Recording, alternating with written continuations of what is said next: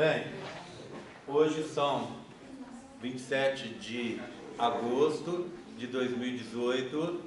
A turma é, deixa eu ver se eu acerto dessa vez, 12A. 12A da Biologia.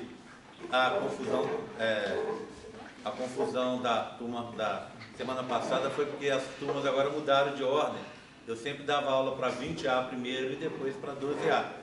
E aí, com essa mudança, trocou, tá? Bem, turma 12A da Biologia, Embriologia Geral, o assunto aqui, e nós estamos falando sobre meiose hoje e vamos entrar na gametogênese. O que é gametogênese? Gametogênese é o processo de produção de gametas em que está... Esperar os colegas de vocês acabarem com o celular para a gente continuar a nossa aula. Tem pressa não, viu, gente? Estou por sua conta. Então, gametogênese é o processo de produção dos gametas, em que está envolvida uma meiose, mas que não é só a meiose, ok? Conforme eu falei mais cedo, meiose é um processo de divisão celular dos organismos superiores. Nós temos dois, a meiose e a mitose. Qual que é a diferença entre elas? É que a mitose é muito mais rápida, muito mais simplificada que uma meiose. Mas, no fundo, se você for ver o que acontece na mitose e o que acontece na meiose, os processos são basicamente os mesmos. Você vai pegar esses conjuntos de cromossomos e vai separá-los. Se for uma mitose, você separa cromátides irmãs. Se for meiose, você também separa cromátides irmãs. Mas, antes disso, você separa os cromossomos homólogos. Lembra dos homólogos? Então, você vai fazer um conjunto em que você vai ter, inicialmente você faz um conjunto em que você vai ter um representante de cada par, ou seja, ou vai esse, ou vai esse, ou vai esse, ou vai esse, tá? Um representante de cada par. É a separação de homólogos. E aí depois o que acontece? Você vai separar as cromátides irmãs. Uma para um lado, outra para o outro. Ok? Tudo bem? Tranquilo? Bem, vamos então conversar um pouco sobre os processos que estão associados com essa divisão celular, com a meiose. Só para lembrar mais uma vez, meiose é um processo em que ocorre a formação de gametas, células haploides, só com um representante de cada par.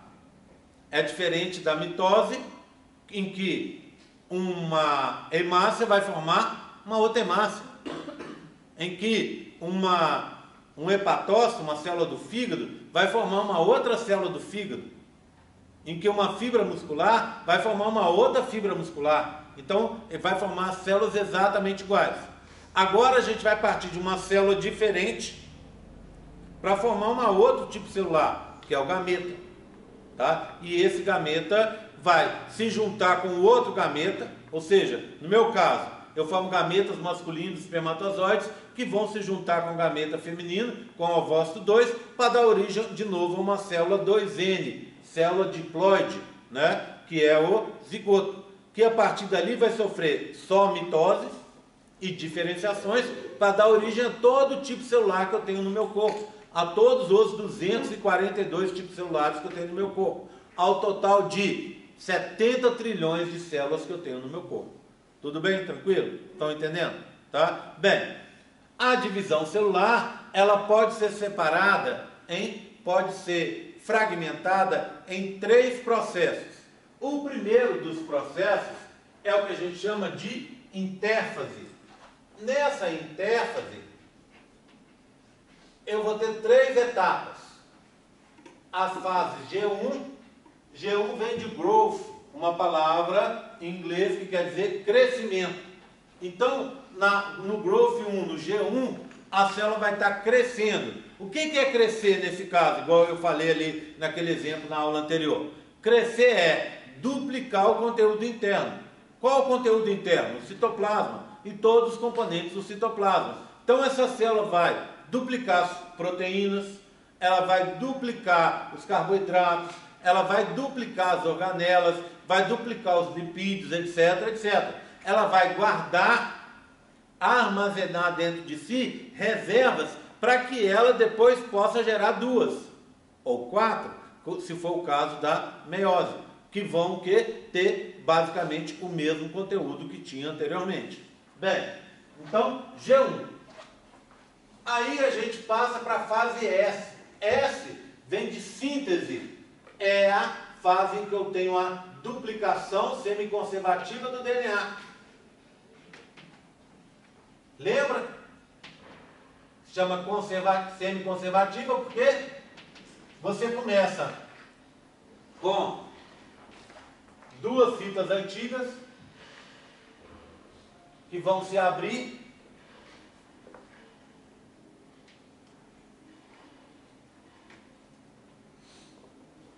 essa fita vai ser lida e a de cá também. Então você vai ter uma coisa assim, ó. Vou pegar um giz colorido. Você vai ter, vou até fazer diferente, ó. Vou pôr essa aqui de amarela, que é complementar a branquinha. A amarela está aqui aberta, ó. Tá? O que acontece? Você abre e a copia, né? Vai copiar. Qual que é o oposto? Aquele compareamento A com T, C com G. Então, o oposto dessa é essa de cá. Então, você vai fazer uma amarela com uma branca. Quando abre essa daqui, você vai fazer o quê? Qual que é o oposto dela? Antes era o amarelo. Então, você vai fazer um amarelo com uma branca. Você vai ficar com 2 fitas, assim, né? Ó, uma de um lado, outra do outro. Com amarelo e branco. A fita A é igual à fita B. Ou se a gente quiser, quer ver, ó? Esse seria o lado A, esse seria o lado B. Então, o lado A está aqui, o novo lado B está do lado de cá. O lado A está aqui, o novo lado B está do lado de cá. Tá vendo? Elas são exatamente iguais. A fita 1, que é uma cromate irmã, é exatamente igual à fita 2, que é uma cromate irmã. E que estão unidos por aquela dobrinha do DNA, que eu mostrei para vocês, que chama centrômero, onde vai se ligar aquele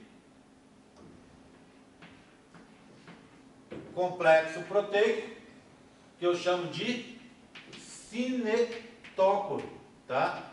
Que tem a ver com a movimentação dessas fitas durante a divisão celular. Cinetócoro. Eita. Cinetócoro. Tá? Tudo bem? Tranquilo? Bem, então essa é a primeira etapa, a intérfase.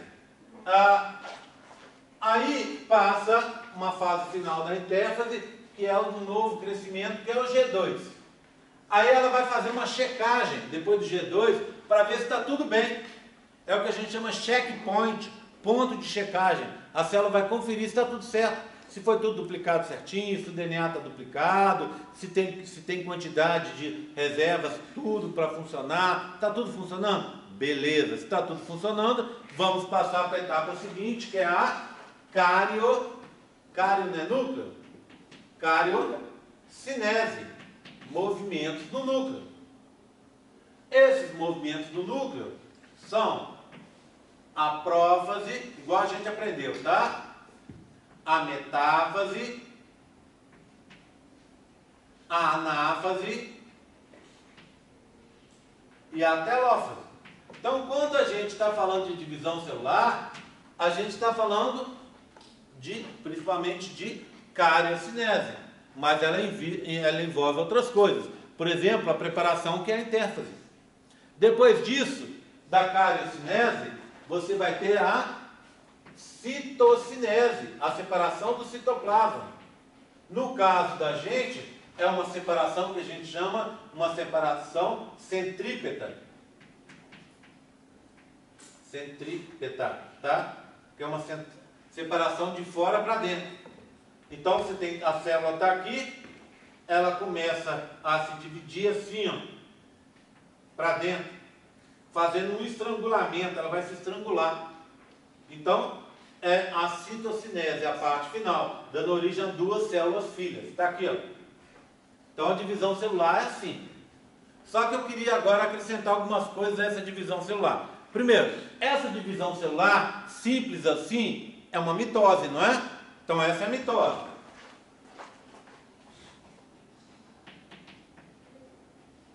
Só lembrando que na mitose, a separação de cromátides irmãs, aqueles dois lados do cromossomo que eu mostrei para vocês, acontece aqui, ó, né? Então aqui tem uma separação de cromátides irmãs. Só para a gente lembrar, tá? Não me interessa a mitose, me interessa aqui a meiose. Como é que eu vou fazer uma meiose então? A meiose envolve essas duas divisões da cariocinese e uma citocinese no meio. Então o que acontece? Você vai repetir isso aqui duas vezes. Então você começa, olha, com uma intérfase, então meiose. Você começa com uma intérfase, tendo G1, S e G2. Depois você vai vir para a meiose 1, em que vai ter, olha, a cariocinese, que vai ser prófase. Vou escrever só a primeira letra, tá? Me facilita a vida. Prófase 1, metáfase 1, anáfase 1, telófase 1. Aí você tem um intervalo. Esse intervalo, a célula vai dar uma conferida para ver se está tudo bem. Vai esperar um momento propício para ela se dividir. Mas ela não vai duplicar de novo o DNA, tá? Tudo bem?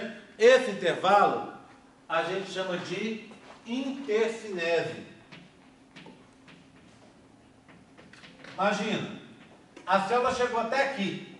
Só que quando ela chegou ali, o ambiente interno dela se modificou. Agora não dá mais para se dividir. Se dividir vai ser prejuízo para o organismo. Ela não consegue voltar atrás. Mas ela não pode ir para frente para não prejudicar o organismo. O que acontece se tiver numa situação dessa? Ela morre, ela se suicida. É o que a gente chama apoptose, não é? É a morte celular programada ou suicídio celular. Então, é aí que ela vai verificar se está tudo bem. Tá? Na tal da intercinese. Isso aqui, ó, é a meiose 1, que é a cariocinese. Aí você vai entrar agora na... Ah, desculpa, faltou uma coisa aqui, né? Importante antes disso.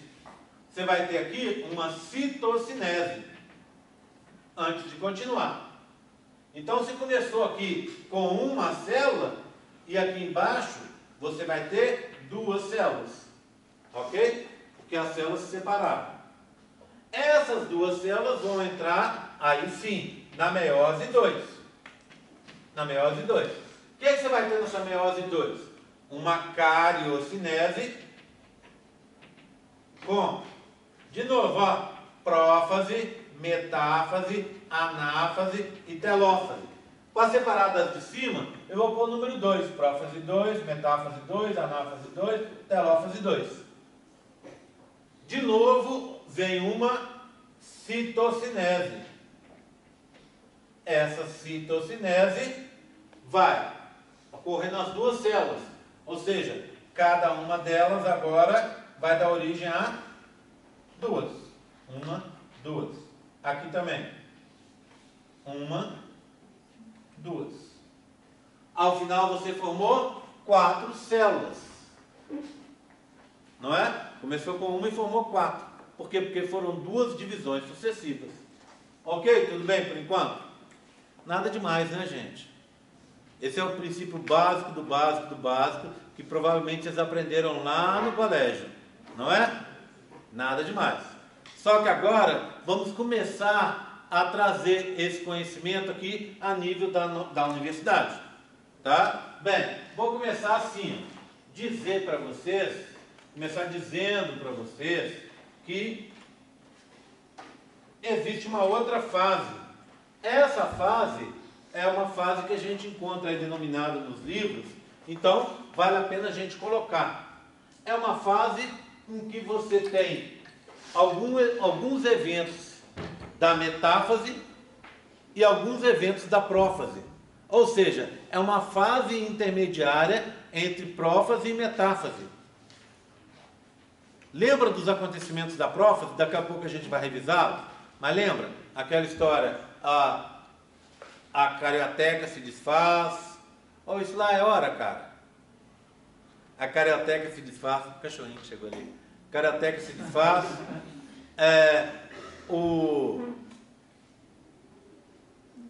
Tem uma organela celular, tá? Que se chama centrosoma, ele vai se duplicar. É um par de centríolos que tem a ver, ele que forma as fibras do fuso.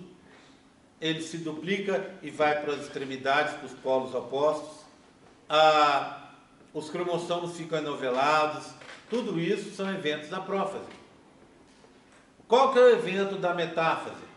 Formou-se as fibras do fuso e os cromossomos estão no meio da célula, que a gente chama placa equatorial. Lembra-se desse termo?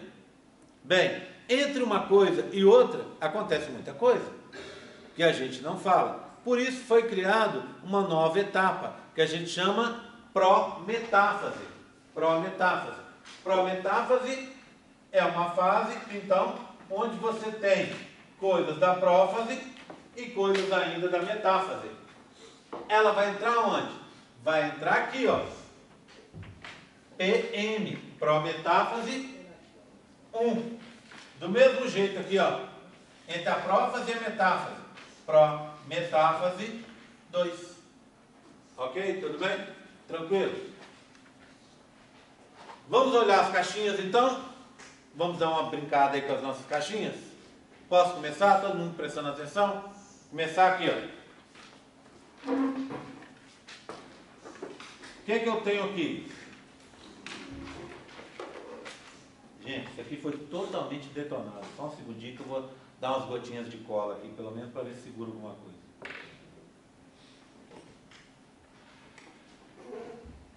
Não sei se vai segurar não, porque essa cola leva um tempinho para segurar. Eu vou pingar aqui, vou deixar solto, vou mostrar para vocês solto e depois a gente deixa quietinho alguns minutos para colar. Bem, o que eu tenho aqui?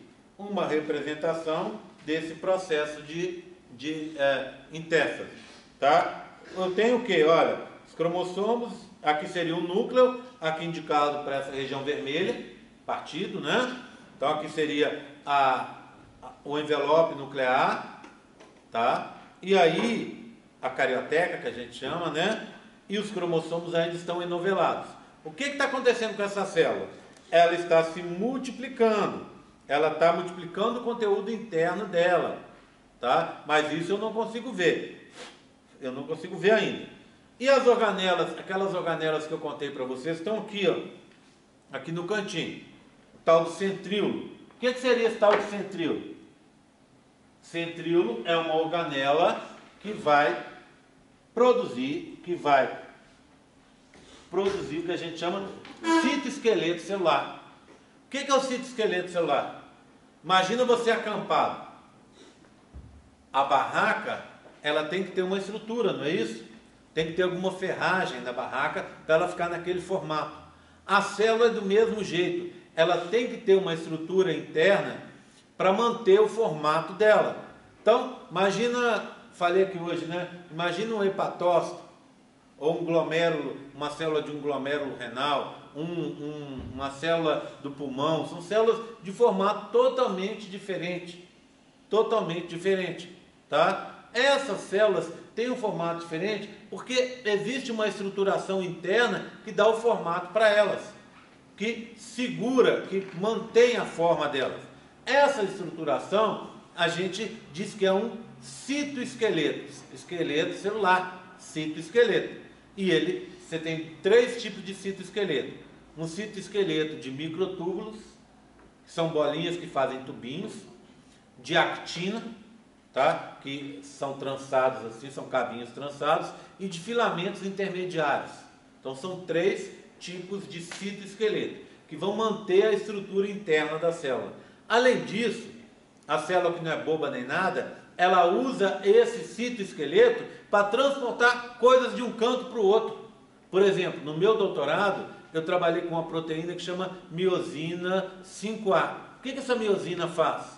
Ela é engraçada, ela parece um bonequinho de verdade mesmo. É uma proteína que eles filmaram ela e ela trabalhando de verdade, a proteína mesmo, e você vê, e ela parece que tem dois pezinhos que ela vai andando e vai carregando coisas. Então ela carrega. Vocês já pensaram como uma molécula sai de um canto e vai para outro? Como uma organela sai daqui e vai para lá? Ela tem que ser transportada.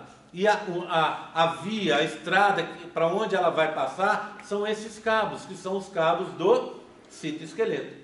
Tá bom? Bem, então essas organelas que vocês viram aqui de lilás, aqui na ponta, não vou nem mexer nele, vamos ver se ele cola, tá?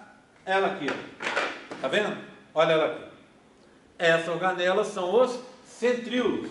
Como é que é o centríolo? Lembra daquela história?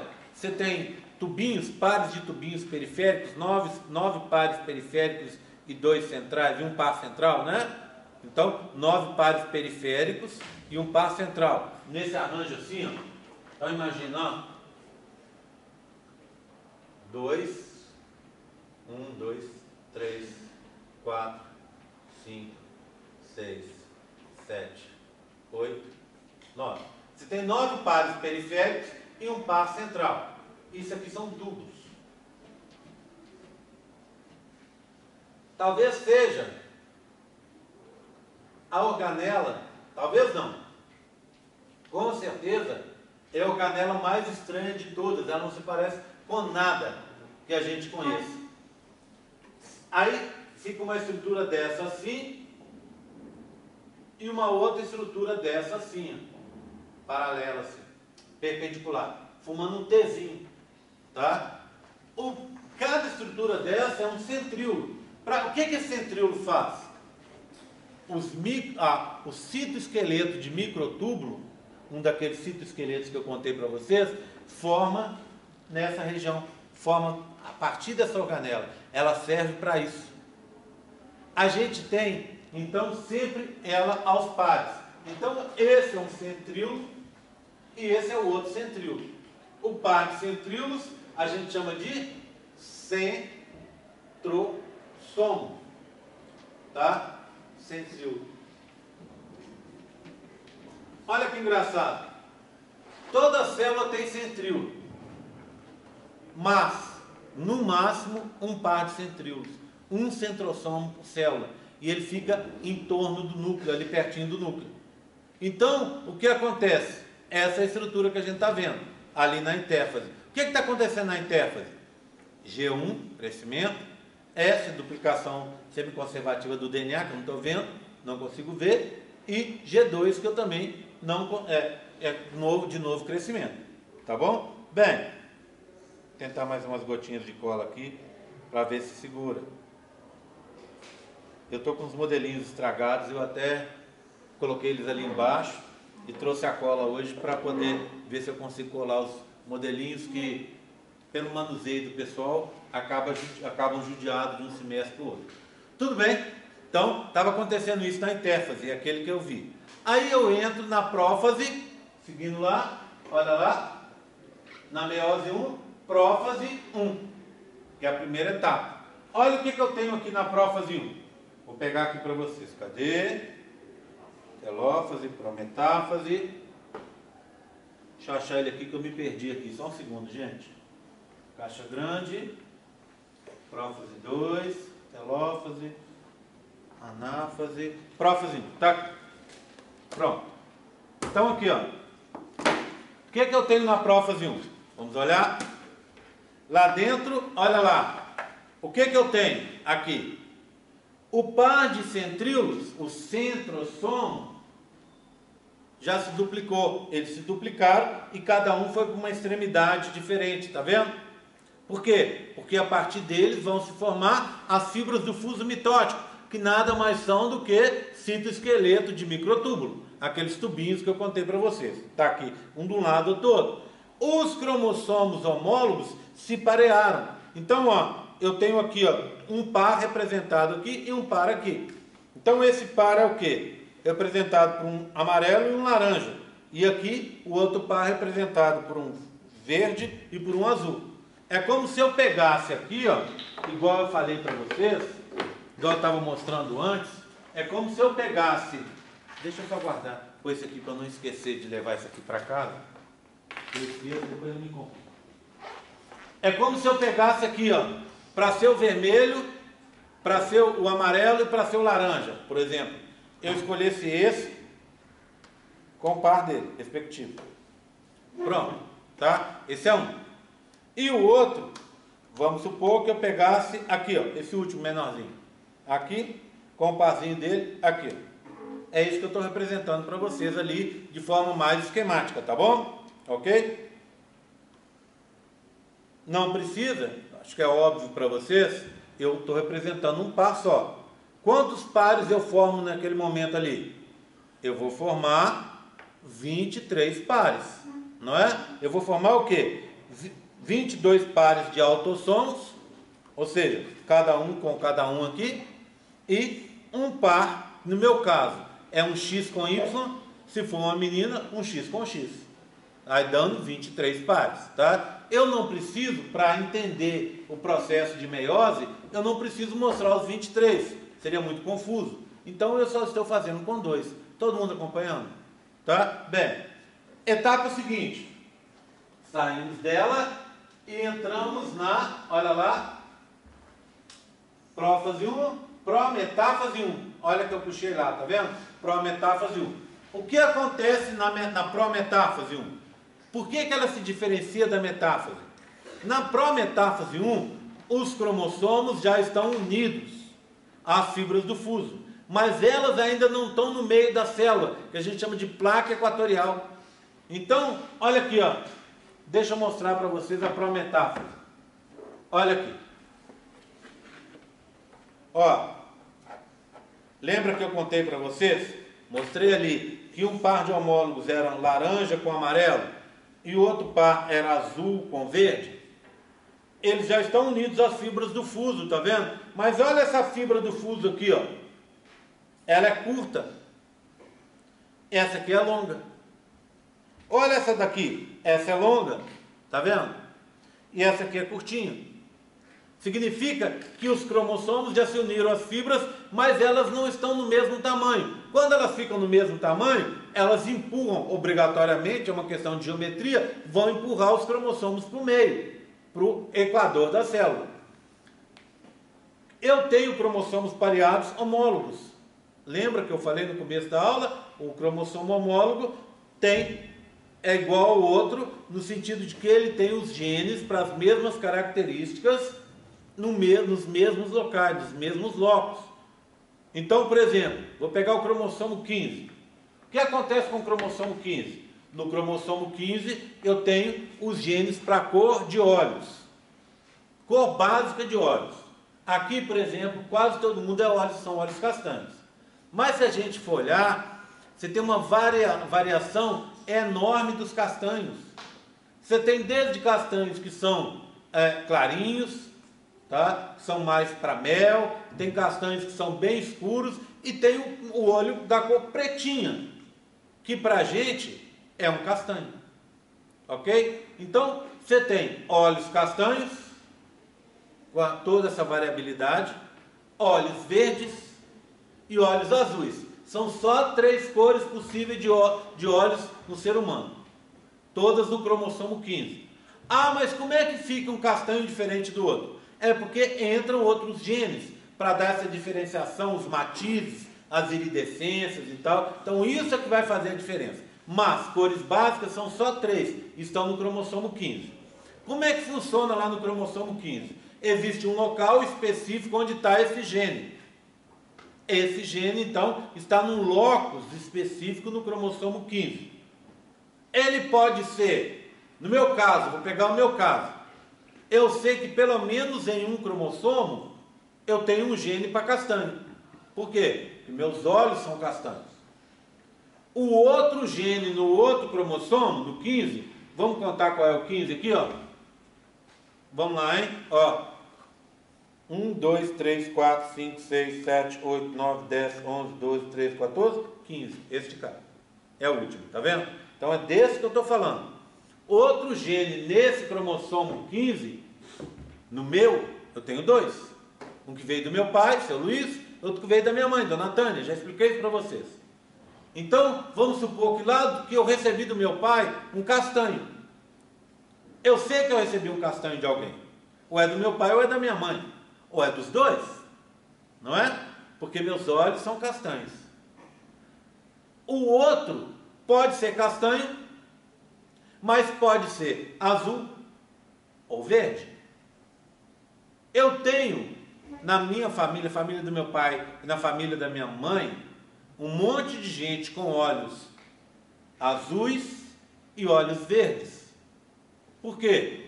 Por causa da herança italiana da minha avó por parte de pai e do meu avô por parte de mãe.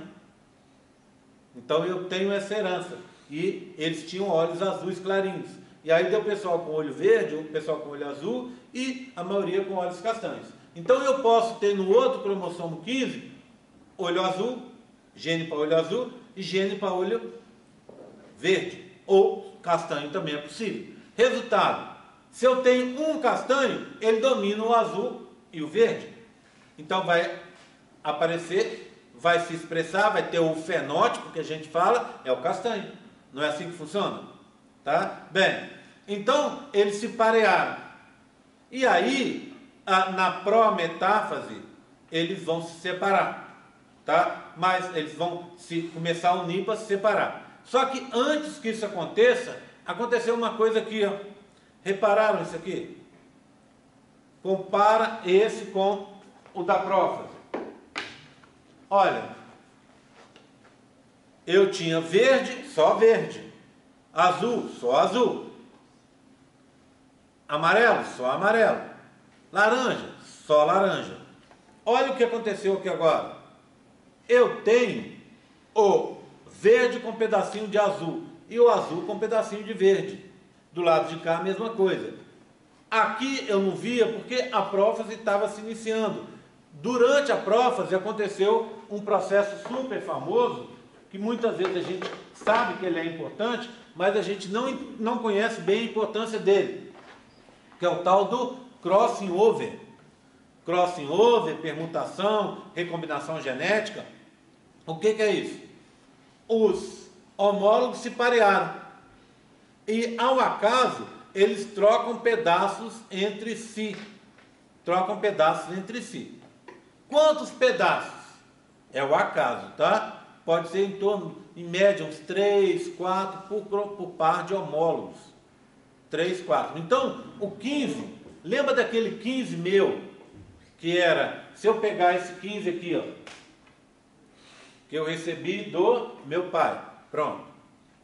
Ele tem um gene para castanho aqui e um gene para castanho aqui, cada uma das cromáticas. Se eu pegar o 15 que eu recebi da minha mãe, eu posso ter azul aqui e azul aqui. Concorda? O que acontece? Ao acaso, eu posso pegar o pedacinho do azul daqui de cima e passar para aqui, ó, e pegar o castanho e jogar para lá. Do mesmo jeito, aqui também pode acontecer, como pode não acontecer. Então, ao final, quando eu tenho esse crossing over, olha o que eu consigo gerar. Eu gero cromátides, como é casual, eu gero cromátides diferentes, tá vendo? Olha, essa ficou agora uma cromátide, antes as duas eram iguais. Agora eu tenho uma verde com a pontinha azul. Eu tenho uma verde com um anelzinho azul. Então, essa ficou diferente dessa. Lembra ali da história? A e B? Elas ficaram diferentes, não é? Ficaram diferentes entre si. Do mesmo jeito aqui em cima. Do lado de cá do mesmo jeito. Então o crossing over está alterando os cromossomos. Quando a gente fala, é super comum a gente falar isso. Ai, fulana, você é a cara do seu avô. Você é a cara da sua avó. Né? Você é a cópia exata do seu pai. Né? Você parece demais com seu tio. Aparência física é uma coisa. Você teria como ter os mesmos genes que seu avô, por exemplo? Até teria, mas muito dificilmente, quase certamente isso não acontece. Por quê? Porque quando você recebeu, imagina, o seu avô foi formar os espermatozoides para doar para o seu pai. Esqueça seu avô, tá? Seu avô foi formar, ele fez crossing. Então, ele já pegou os genes do seu tato, do seu bisavô e já misturou ali. Passou para o seu pai. Seu pai pegou os cromossomos que ele recebeu do pai dele, do seu avô, também fez crossing com os da sua avó. Com os da sua mãe, desculpa. Né? Com os da mãe dele. Não é? Então imagine, seu pai. Seu pai está formando espermatozoide. Ele tem os cromossomos do quê? Do seu avô e da sua avó, não é? Eu estou falando que você é a cara do seu avô. Ele tem os cromossomos do seu avô, que na verdade já não são bem do seu avô, porque recebeu um pouquinho do bisavô e da bisavó, já misturou tudo ali, tá? Aí o que acontece? Quando ele pega e vai formar os espermatozoides, seu pai foi formar os espermatozoides para formar o espermatozoide que fecundou o ovócito da sua mãe para gerar você, ele misturou também, do pai dele e da mãe dele, do seu avô e da sua avó. Resultado, no final das contas, você não é nem seu pai, nem sua mãe, você é uma mistura dos dois. Você não é seu avô, nem sua avó, você é uma mistura dos dois. Nem seu avô paterno, nem materno. Por quê? Porque quando seu pai foi formar os espermatozoides, ele misturou um pouco os cromossomos com crossing over. A sua mãe fez a mesma coisa. Então, você acaba sendo uma nova mistura. Eu gosto, já teve época de eu explicar essa aula com carta de baralho. Imagina você ter as cartas de baralho e cada carta ser um gene. Imagina a gente estivesse jogando buraco. Como é que é o buraco? Você troca cartas, não é isso? Você tira daqui, você tira uma que você não quer e pega uma que está ali no monte, ou vai pegar uma que a outra pessoa descartou, etc. Então, você vai o quê? Fazer uma nova constituição. É isso que o crossing over permite. Você formar um gene, você formar cromossomos com genes diferentes, misturando informações que estão no seu pai e que vieram dos seus avós paternos, e informações que estão na sua mãe e que vieram dos seus avós maternos. O que que significa? Você vai falar, isso é tudo bobagem que o professor está falando. Não é bobagem. Quer ver? Você, todo mundo que está aqui acaba sendo uma experiência única da natureza. Só para vocês terem uma ideia. Quantos crossings a gente consegue fazer? Se a gente fizer em torno de, vamos supor, 2 por par de cromossomos, 2 por cromossomos homólogos, a gente teria então uns 88 mudanças. Nem sempre esses cortes acontecem nos genes, mas normalmente tende a acontecer mais nos genes, tá? Bem, então você vai criar o quê? Cromossomos diferentes. Cromossomos diferentes, que não são do seu pai exatamente, não são da sua mãe exatamente, são mistura dos seus avós, que são mistura dos seus bisavós, que são mistura dos seus tataravós, etc, etc. Você está criando coisas novas, uma nova mão de cartas, vamos dizer assim, única, tá? Só para vocês terem uma ideia, se eu juntar o crossing over, essas 100 trocas, mais a separação independente de homólogos, que eu vou explicar daqui a pouco, eu vou conseguir fazer uma variabilidade genética que vai tornar cada um de nós únicos. Quando eu falei na última aula, quando o cara vai produzir espermatozoides, ele produz 250 milhões de espermatozoides numa ejaculação. Não foi isso que eu falei? Se você pegar todos os espermatozoides devido ao crossing over e à separação independente de homólogos, separação casual de homólogos, eu vou ter, daqueles 250 milhões, muito provavelmente, eu não tenho 2 espermatozoides iguais. Todos são diferentes. Se eu pegar todos os espermatozoides que eu GR, produzir durante a minha vida, muito provavelmente eu não produzo 2 espermatozoides iguais durante toda a minha vida. Se eu pegar todos os seres humanos que tem na Terra até hoje, vocês têm ideia de quantos? Hoje a gente está falando de coisa de 6 bilhões e meio de habitantes, não é? 6 bilhões e meio. Quantos já viveram na Terra até hoje? há uma contagem aí, desde que o homem surgiu, em torno de 2 trilhões de habitantes viveram na Terra. Se eu pegar esses 2 trilhões de habitantes que viveram na Terra, nenhum é igual ao outro. Por quê? Por causa do crossing over, da separação independente de homólogos e por causa da variabilidade de material genético. A gente não tem só um conjunto de genes, a gente tem variantes dos genes, que a gente chama de alelos, não é isso? Então, eu tenho alguns alelos que você não tem, você tem alelos que eu não tenho. Então, você tem esses alelos para brincar, eu não tenho. Então, isso cria uma variabilidade genética incrível. E essa variabilidade genética é um dos sucessos para a nossa espécie estar aí dominando o mundo. Porque nós somos tremendamente adaptáveis, porque nós temos toda essa variação genética possível. E aí, olhando para o lado pessoal de cada um de nós somos diferentes de qualquer coisa que existiu na Terra. Então, olha que bacana. Você imaginar, a gente está falando de nós, um indivíduo. A gente está falando de 2 trilhões de pessoas. Se você pegar 2 trilhões e multiplicar para esse mundo aí onde não cabe mais gente, 6 bilhões e meio é um cisquinho perto de 2 trilhões. Não é? Então é muita gente que já viveu na Terra. E essa muita gente que viveu na Terra, cada uma das pessoas que viveu na Terra, inclusive você, é única. É uma experiência única. E isso é muito bacana. Quando a gente achar que a gente é pior que todo mundo, não. Você é uma experiência única. Você tem características que são só suas, que não são divididas por ninguém. Ninguém tem as mesmas características de você. Então você tem que se valorizar como esse experimento maravilhoso que foi feito. E que não vai ser feito nunca mais, nem de seus filhos, nem de seus netos, nem de seus bisnetos. Não é bacana isso? Bacana a gente pensar nisso, dessa forma. Agora, vocês devem estar pensando, opa, mas nesse raciocínio do GR tem um problema. E os gêmeos monozigóticos? Aqueles gêmeos que são clones naturais, os gêmeos idênticos que a gente fala, né? O que acontece com esses gêmeos? Esses gêmeos, eles são clones naturais. Um tem o mesmo material genético que o outro.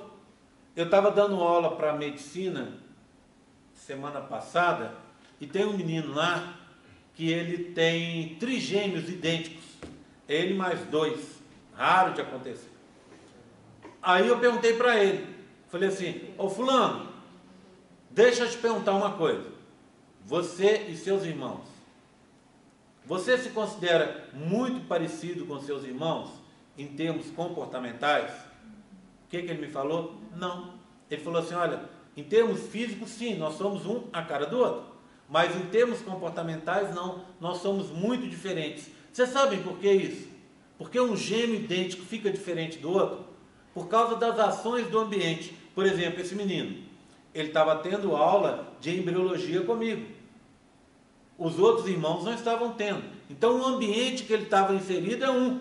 Os irmãos, um faz física, outro faz não sei o que, ele estava me contando, estavam provavelmente tendo aulas diferentes, sujeitos a outros ambientes, outras pressões ambientais diferentes.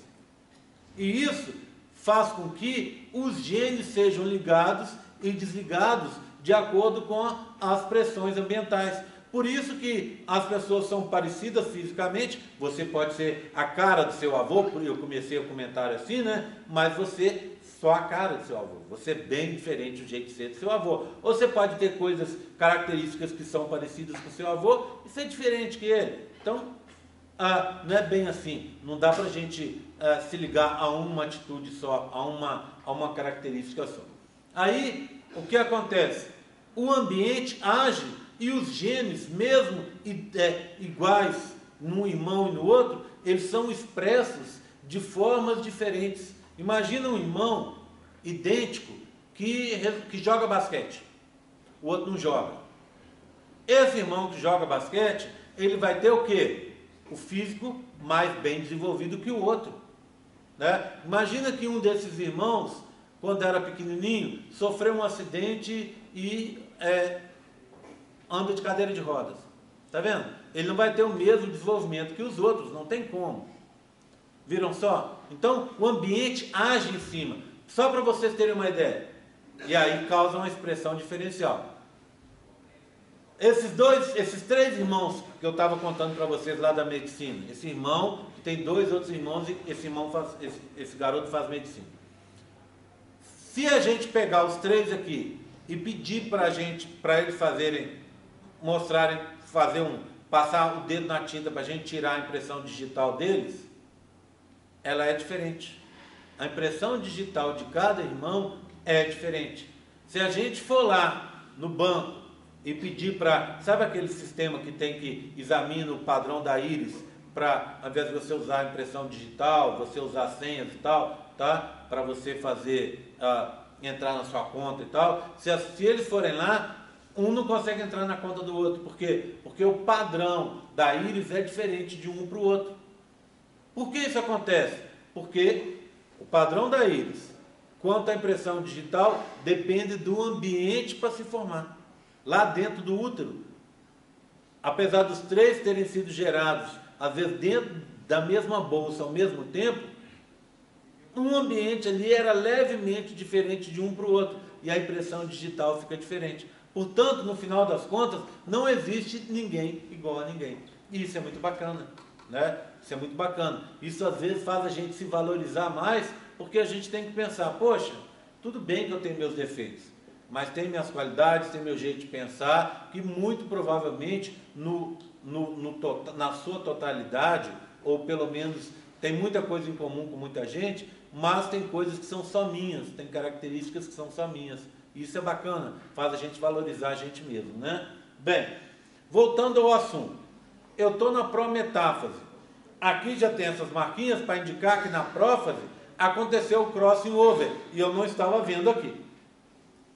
Então, por isso, olha, o laranja pegou pedacinhos do amarelo. Uma cromátide laranja pegou pedacinhos do amarelo diferente da outra cromátide. E isso é a chave da história que a gente vai ver mais para frente. Bem, pronto. Aqui é a prometáfase. Vamos para a metáfase? Olha o que eu tenho na metáfase. Se eu pegar a metáfase e der uma olhada, olha o que eu tenho nela aqui, ó. O que eu tenho nela? De novo, os cromossomos ligados às fibras do fuso, mas compara uma com a outra. Olha, deixa eu até fazer assim. Assim com assim. Pronto, tá vendo? O que acontece? Olha essa fibra. Aqui é até melhor para ver. Olha, esse é metáfase, esse é uma fibra, esse é outro, esse é outro, esse é outro. Todas têm o mesmo tamanho, tá vendo? Essa tem o mesmo tamanho dessa, que tem o mesmo tamanho dessa, que tem o mesmo tamanho dessa. Essa aqui é menor, essa é maior, essa é maior, essa é menor. Eles têm tamanhos diferentes. Então, quando está ligado às fibras do fuso com tamanhos diferentes das fibras, para a metáfase. Quando as fibras têm o mesmo tamanho, igual está aqui, metáfase. Metáfase 1. Por que metáfase 1 e prometáfase 1 e não 2? Porque aqui eu ainda tenho pares de homólogos, está vendo? Qual que é o par do verde? É o azul. Qual que é o par do amarelo? É o laranja. Então eu tenho os homólogos ainda aos pares. Tudo bem? Tranquilo? Em seguida, eu vou separar esses pares de homólogos. É a tal da separação independente ou casual de homólogos. Eu vou mostrar para vocês aqui no modelo, e aí a gente depois dá uma olhada naquele de lá, naquela caixa maior. Vê bem, só colocar na ordem, metáfase, metáfase e prófase. Pronto. Olha aqui, a anáfase. Separei os homólogos, tá? Bem, opa, mas cadê os dois lados da gravatinha? Estão aqui, se você olhar de lado, eles estão aqui, é porque eles estavam antes assim, não é isso? E quando puxou, eles desceram. Uma parte, uma cromátide ficou em cima da outra. Tá vendo? Aqui, Mas eu ainda consigo ver que são homólogos, não consigo? Por quê? Azul, principalmente aqui em cima, verde, principalmente embaixo, amarelo e laranja. Tá vendo? Amarelo com partezinhas laranja, laranja com partezinhas amarelo. verde com partezinhas azuis, azul com partezinhas, regiõezinhas verdes. Então são 4 cores aqui. Por quê? Porque o cromossomo verde é homólogo do azul e o amarelo é homólogo do laranja. Então eu estou separando pares de homólogos. Essa separação vai me gerar no futuro o quê? Um conjunto que vai ter um representante desse par, que era verde e azul. Ficou o representante verde. Um representante desse par, que era amarelo e laranja. Ficou o amarelo. Eu poderia fazer diferente? Um outro conjunto? Poderia. Por exemplo, ao invés de ser verde com amarelo, ser verde com laranja. E, óbvio, se aqui é verde com laranja, seria então azul com amarelo. Qual que é a chance de acontecer de um jeito ou de outro? 50%. É um processo casual. Ok? Tudo bem? Bem, agora voltando àquele conjunto grande que a gente tem lá. Imagina eu pegar aquele conjunto grande. Pronto, vou tirar o meio aqui, tá? Tá ele aqui. Certo? Eu tenho esse conjunto aqui. Eu vou só tirar aqui, vou tirar esse daqui e vou tirar aqui. Para indicar que eu estou agora tratando de um homem, não é isso? XY. Tá aqui.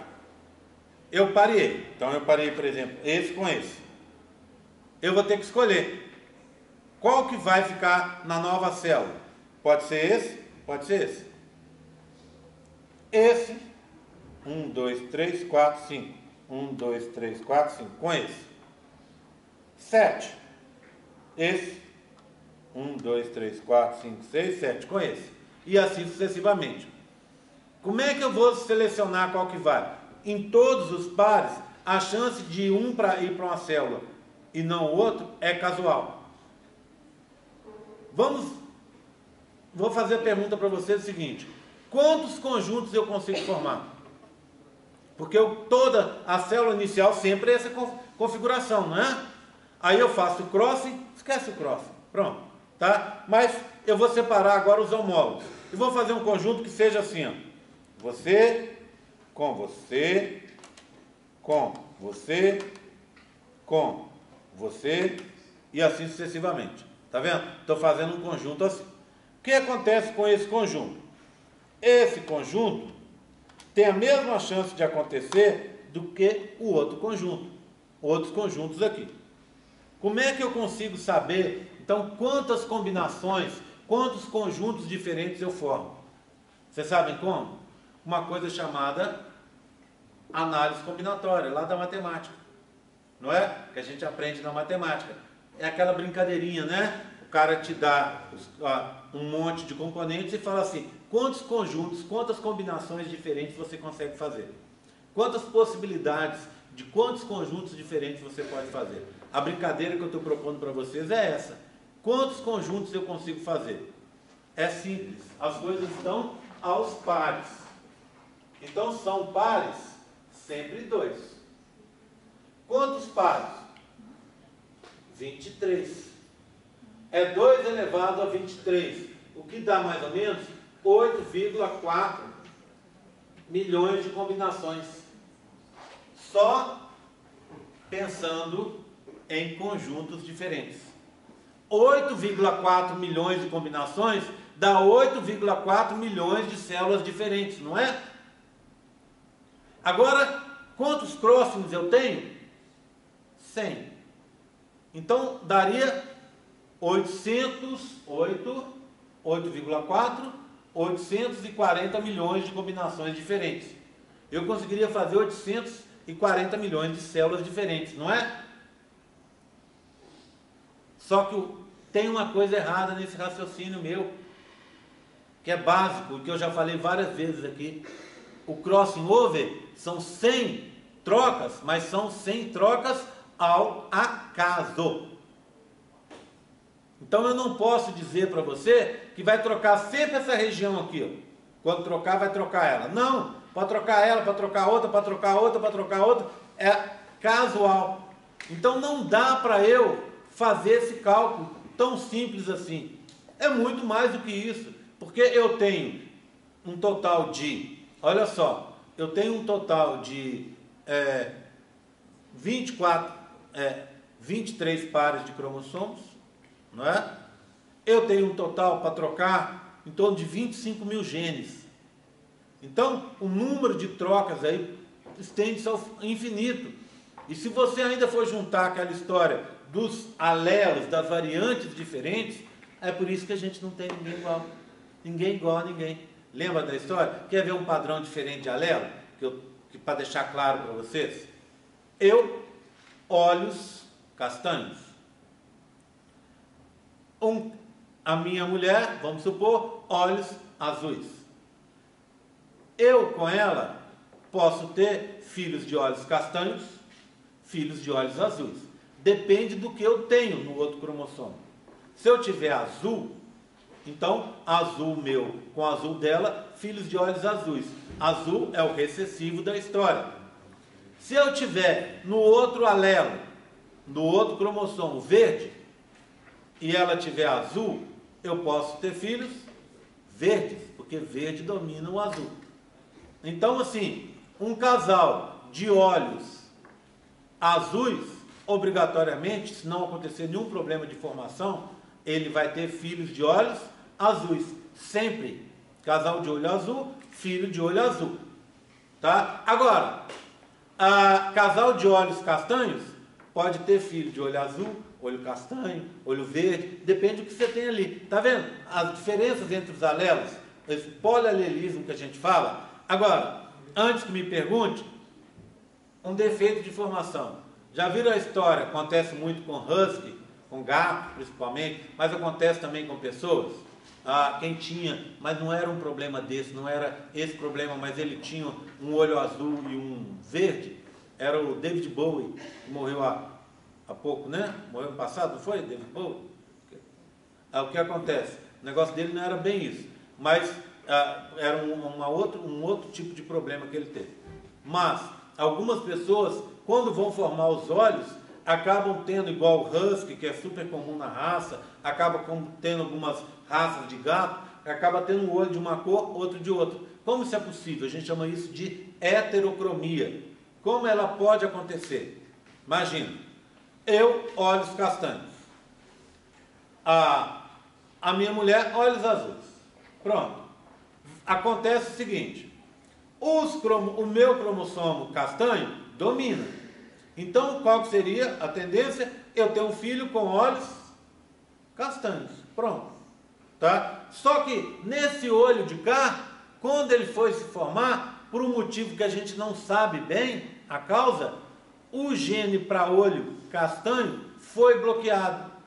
O que teve para se expressar? O olho azul. Resultado, aqui, olho castanho, como era de se esperar. Aqui, olho azul, porque o castanho foi bloqueado. Isso a gente chama de heterocromia. De vez em quando a gente vê gente aí com um olho de uma cor, outro de outra. É raro, mas acontece, tá? Era essa a sua pergunta? Sabia. Toda vez que eu dou essa aula, esse momento é o momento da pergunta. Tá bom, ok? Então, essa variabilidade, então, que eu estou contando para vocês, que é chave. Por que eu estou falando de variabilidade genética aqui, se a gente não está falando, não é aula de genética? Porque a variabilidade é que tem a ver com tudo que a gente vai ver para frente. A gente se reproduz de forma sexuada, vocês sabem disso, para ter variabilidade genética. Era muito mais fácil a gente se reproduzir assexuadamente, não é isso? Né? Ou como as meninas poderiam se reproduzir como alguns sapos, como alguns lagartos, por partenogênese. Né? Pegar um óvulo, você mesmo fecunda o seu próprio óvulo e vai sair o quê? Uma cópia de você. Tá? Então tem bichos que conseguem fazer isso quando a razão entre machos e fêmeas está desbalanceada, quando tem muitas fêmeas e quase nenhum macho. As fêmeas são mais resistentes, conseguem viver em ambientes mais inóspitos, né? E aí elas conseguem se reproduzir assim. Tem uns lagartos lá no Nordeste que se reproduzem assim quando o ambiente fica muito inóspito para eles. Tá? Tudo bem? Tranquilo? Bem, seguindo então. Então, nós paramos na anáfase. Se você for olhar agora, a próxima caixa é a caixa da telófase. Mas repara numa coisa. Na caixa da telófase, Eu não tenho uma só, eu tenho duas. Por que eu tenho duas? Porque eu pedi que fizesse duas para que a gente representasse a telófase e ao mesmo tempo representasse também a citocinese, essa parte que você vai ter a separação. Então, se fosse telófase de verdade,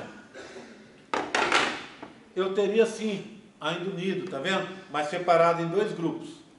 Como já aconteceu a telófase e já separou, eu tenho o quê? As duas células separadas, já aconteceu a citocinese.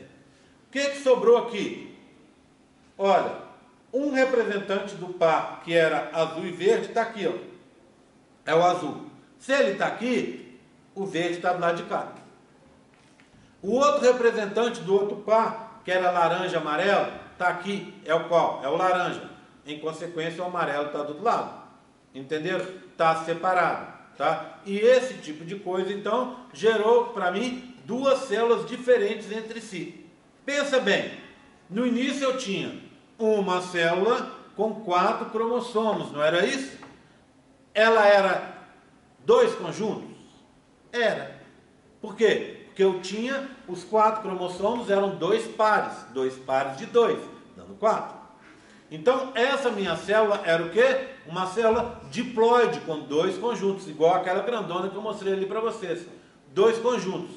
O N dela, ela é 2N, 2 conjuntos, igual a 4.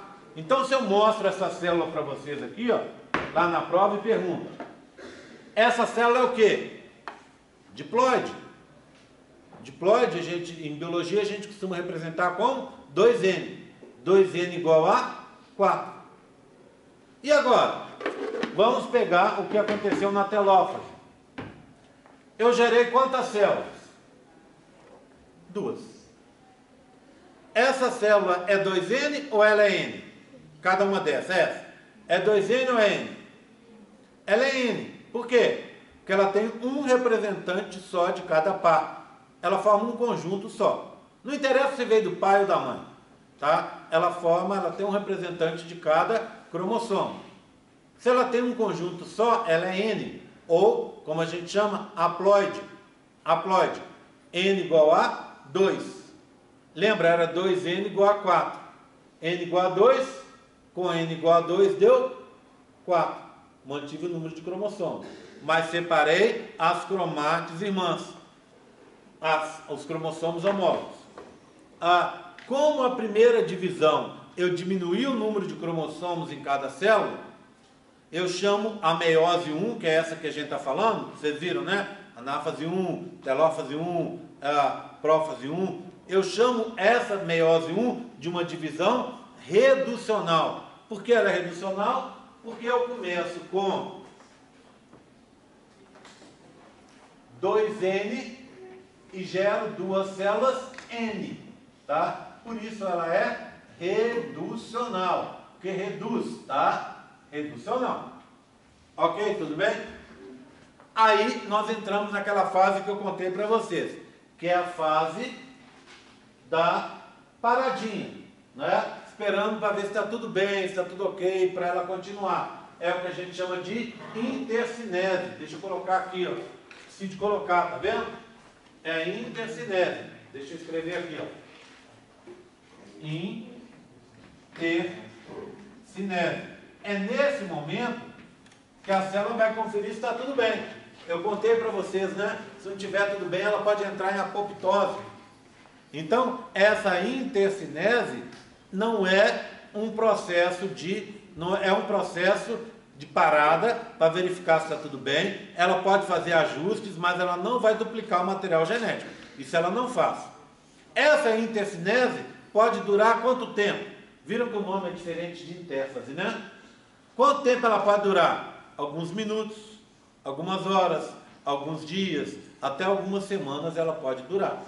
A célula está sentindo o ambiente. E aí ela vai tomar uma decisão. Legal, o ambiente ficou bom agora. Vou entrar na meiose 2. Ou, não, o ambiente não está bom e não tem perspectiva de melhorar. O que eu vou fazer? Para não prejudicar o organismo, eu vou me matar. A célula é sempre altruísta, no sentido de que O que interessa para ela é o bem do conjunto e não o bem dela. Então, se está alguma coisa errada e ela ainda está, vamos dizer assim, entre aspas, dentro do seu juízo normal, ela não é cancerosa, o que ela faz? Ela se mata para ela não seguir à frente e não causar mais prejuízo. Tá bom? Então, tudo bem. Entramos na intercinese. Deixa eu mostrar para vocês como é que é essa tal de intercinese. Vou pegar aqui, ó. Eu tenho uma intercinese, eram duas, né? Então eu tenho que ter duas. Eu tenho uma aqui e a outra aqui, ó. Duas intercineses. Pronto. Tá? Já tem alguma coisa solta aqui dentro também. Vamos lá, ó. Olha. O que eu tenho? Olha, nessa intercinese. Eu tenho interfase e intercinese. Acho que eu mostrei para vocês a caixinha errada aquela hora. Estou sentindo cheiro de cola ali. Quer ver? Essa é a interfase. É isso mesmo, tá vendo? Ó? Essa é a interfase. E aquela que eu mostrei para vocês, eu queria mostrar a caixinha de interfase e mostrei a caixinha de intercinese. Foi aquela que estava solta que eu colei, que foi a primeira. Lembra-se disso? Tá? Repara, é até interessante para a gente reparar numa coisa. Elas são muito parecidas, tá vendo? O núcleo está aqui, tá? O núcleo está aqui com a carioteca, os cromossomos estão desenovelados. Na intercinese, eu mostrei um só par de centríolos, um centrossomo só. Na interfase, eu mostrei dois pares, tá vendo? Já duplicou e está se espalhando. Aqui ainda eu fiz uns buracos para mostrar que a carioteca está se desfazendo. Por que eu fiz duas coisas diferentes para mostrar processos muito parecidos? É porque na prova eu quero mostrar para vocês essa foto, talvez do lado dessa. E aí você vai ter que saber que essa é intercinese e que essa é interfase. Tá vendo? Eu posso fazer uma pergunta na prova assim. Observe a caixa A e a caixa B. Elas indicam processos e fases diferentes da divisão celular. O que acontece em A, interfase, que não acontece em B, intercinese? Na prova, óbvio, eu não vou dizer o que é o que. Tá? Mas você tem que saber. Aqui eu tenho fase S, na interfase. E na intercinese, eu não tenho fase S. Tá? Eu posso ter de novo crescimento, preparação e tudo, mas eu não vou ter duplicação do DNA, porque a duplicação já ocorreu. Tá vendo? Então, se vocês repararem, agora a gente vai entrar na meiose 2, nenhuma caixa é igual à outra, no sentido de que eu quero mostrar as fotos dessas caixas na prova e você precisa saber o que é o que. Como é que você vai saber? Vindo à monitoria. Vai vir na monitoria, vai aprender, vai olhar como é que funciona, vai olhar as caixas e aí aprendendo, não vai errar, tá? Na hora da prova. Por sinal, a nossa prova de monitoria, eu vou selecionar mais dois monitores, ou duas monitores, ou um monitor e um monitor, sei lá. Eu vou selecionar na sexta-feira de manhã lá na minha sala. Se vocês tiverem algum colega que tenha feito embriologia e que tenha interesse, embriologia é uma matéria correlata, por exemplo, no caso do pessoal da medicina, é quem fez aspectos biológicos do desenvolvimento humano, ou que fez a embriologia lá na veterinária. Essas pessoas podem ser monitores de embriologia meus. Então, eu estou abrindo duas vagas. A gente tinha duas monitoras ótimas, mas elas tiveram que sair, porque elas já completaram 2 ciclos comigo, 2 anos, e cada um só pode ser monitor durante 2 anos. Então elas já completaram os 2 anos de monitoria, eu não conseguiria renovar para elas. Além disso, uma delas, a Thalita, está se formando, e a outra, a Natália, ela está fazendo intercâmbio no México. Então, elas não poderiam ser monitoras de vocês. Então eu estou selecionando, vou selecionar mais dois candidatos ou candidatas para a monitoria na sexta-feira. Quem quiser, se você souber de alguém que esteja interessado, vá lá nos seus grupos do WhatsApp, coloca para mim, tá? Porque candidato bom Aluno bom, que tenha... Qual que é o pré-requisito? Ter feito a matéria e ter ficado acima de 70 na matéria. Esse é o pré-requisito. O aluno que